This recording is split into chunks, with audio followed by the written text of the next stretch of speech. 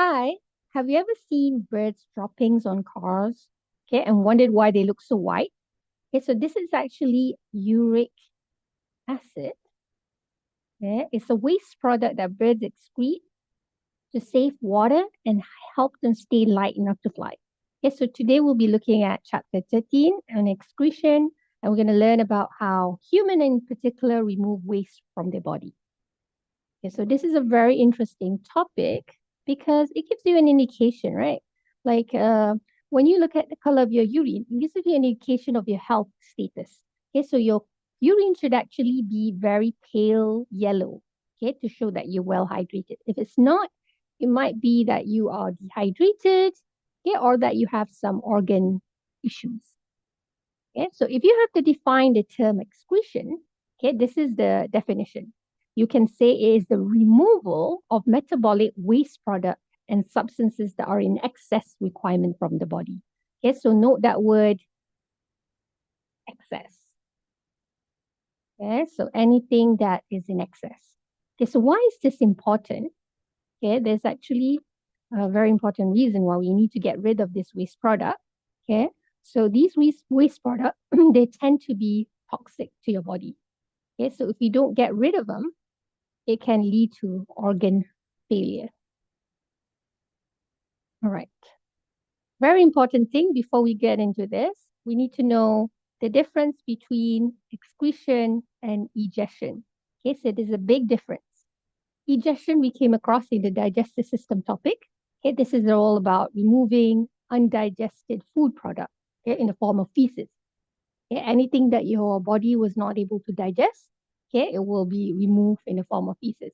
Okay, but excretion is more about metabolic waste. Okay, so let's look at the examples of organs involved. Okay, so we have here your lungs, okay, which excrete. Can you guess what? Carbon dioxide, yes, and also some excess water vapor, right? And then we have your kidney. Okay, your kidney is very important here in removing urea, some salts, water, and glucose. Sorry, not glucose. I accidentally said glucose. Okay, there's no glucose in your urine. Okay, so some salt, some urea, and some water. Okay, your skin here, okay, your skin is the largest excretory organ. Okay, so it's involved in removing sweat. Okay, so your sweat actually contains some water, some salt, and urea as well, some urea. Okay, and I put right in the center your liver because your liver, I suppose, does an important job here in making urea. Okay, so what exactly is urea? Where does it come from? Okay, let's have a look at this. Okay, so let's say you've eaten a meal that is very high in protein. Okay, so that meal, that protein, will be digested in your digestive system, right? And it will end up in the small intestine. Okay, it will be amino acid, right? It will be broken down into amino acid and it will end up in your small intestine. So your small intestine is going to deliver it to the liver. Can you remember which blood vessel will deliver it from the small intestine to the liver?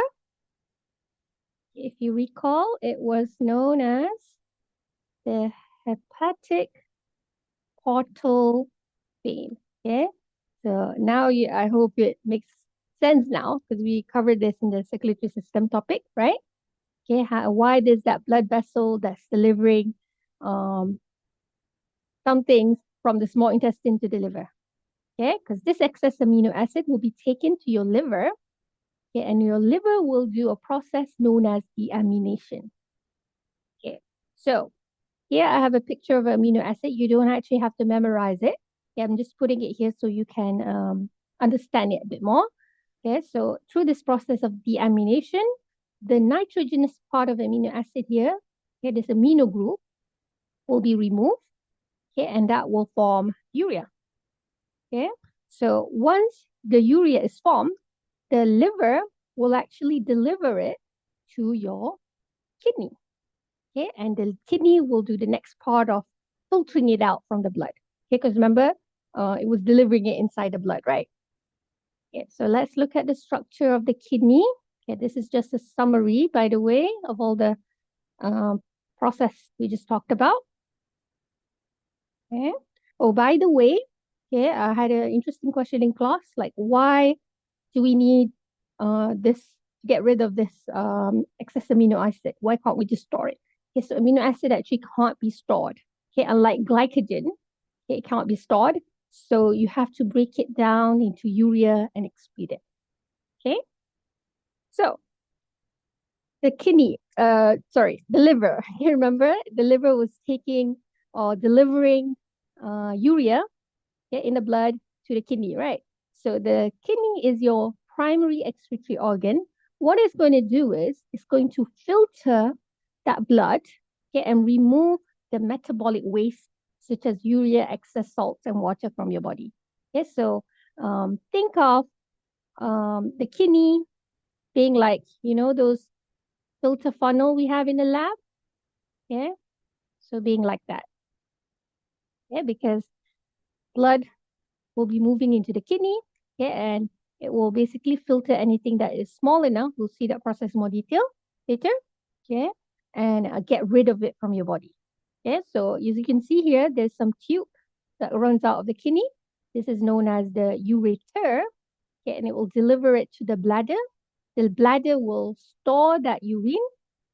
Okay, notice I use the word urine now because urine is actually urea plus water.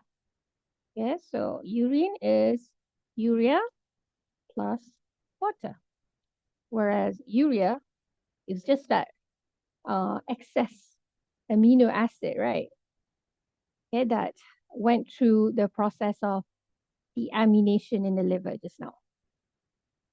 Okay, so from the bladder, it will be taken out of your body, okay, through this other tube. You know what it is called? If you said urethra, you will be correct.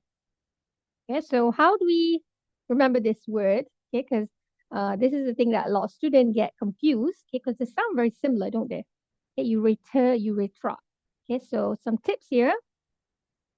E comes before H. Okay, because they both start off spelling like this, right? Okay, so E comes first before H. Okay, all right. So we need to go back a little bit, okay, and recall the blood vessels, the name of the blood vessel that goes into and out of the kidney. Okay, so remember from the circulatory system topic, right? Renal refers to the kidney. Okay, so the blood vessel that goes into the kidney is known as renal artery because it's carrying blood away from the heart into the kidney. Okay, and the blood vessel that flows out of the kidney is known as renal vein because it's going into the heart from the kidney. Okay, so yeah, just need to remember this. Okay, because when it comes to like how exactly is the blood filtering into the kidney, okay, you need to know these two names. Okay, all right, let's go into the next part. Okay, let's look at the details of actually what happens in the kidney. Okay, but before that, let's look at the cross section of the kidney. So if we were to slice the kidney in half like this, okay, yes, it does look like a bean shape, right? You have this outer layer here known as the cortex, okay, and then this middle layer here known as the medulla, okay, and then this is the ureter, okay, and inside this kidney structure, there's millions of nephrons. Okay, let's look at the cross section of the nephron. So we have these smaller blood vessels. So remember, the blood going into the kidney was known as renal artery. Okay, and it will get smaller, right? Smaller in width. Okay, so then it will flow into here. Okay, you don't need to know this name. And then here you have this capillary. It's sometimes described as being sort of like a tangled ball-like shape capillary. Okay, this is the glomerulus. Okay, so this is a name that you need to know. Okay, and then here this flows out of the kidney. So this is known as efferent arteriole. You don't need to know the name as well. Okay, and if you notice, the glomerulus is sort of like surrounded by this C-shaped structure. Okay, this is your Bowman's capsule. Okay, or if you prefer, renal capsule. Okay, and then there's like all these tubes running down here. Okay, so let's look at the process in detail. Okay, the first step in how the kidney works, okay, you have ultrafiltration. So in this process, blood that enters the glomerulus at high pressure, notice how this blood vessel is wider, okay, and this one is smaller. So that will cause the blood to be at higher pressure. So it's going to force anything that is small enough, okay, like water, urea, amino acid, okay, to go into this structure here, this Bowman's capsule. Okay, but anything that is big, like protein, red blood cell, and starch, is not going to move in this direction. Okay, instead, it's just going to move back here out of the kidney. Okay, so that's the first step, ultrafiltration. Okay, just remember, um, yeah, kind of like, yeah, the filter funnel thing, right? Okay, similar job. Next step is reabsorption. So think of like a sponge. Okay, so what does it do? Okay, any useful substances that your body need, like glucose, some water, and salt, they will be reabsorbed back into the blood. Okay, so if I were to show you the image again, okay, let's go back here. Right, so remember anything that was small enough, okay, it's going to flow here, and go down through the tubule, okay, where they will end up as your urine, right? But remember, there was some stuff, okay, that was important that your body needs, like water, salt, all the glucose, right? They will be reabsorbed back. Okay, so the only thing remaining here will be the things that your body actually needs to get rid of. Okay, so that's basically the summary of what happens in the nephron. Okay, so remember ultrafiltration and then reabsorption. Okay, let's look at some questions, okay, to test your understanding. Okay, where is carbon dioxide excreted? So if you answered lungs, you would be correct. What does the kidney excrete? Okay, so the answer to this one is urea, excess water, and ions. So remember, no glucose in your urine. Where is the urea formed? Okay, so this is a question a lot of students get wrong. Okay, so remember, urea is formed in the liver, not the kidney. The kidney just filters the blood. Okay, all right, let's go to two more questions. What is deamination?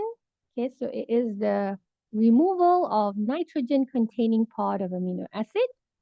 Okay, and why must urea be excreted? Okay, the most accurate answer is it is toxic if it accumulates. Okay, it can cause organ failures. All right, that is it. That is a summary of this topic. Okay, I hope you found this interesting and you understand it well. Okay, all right, bye.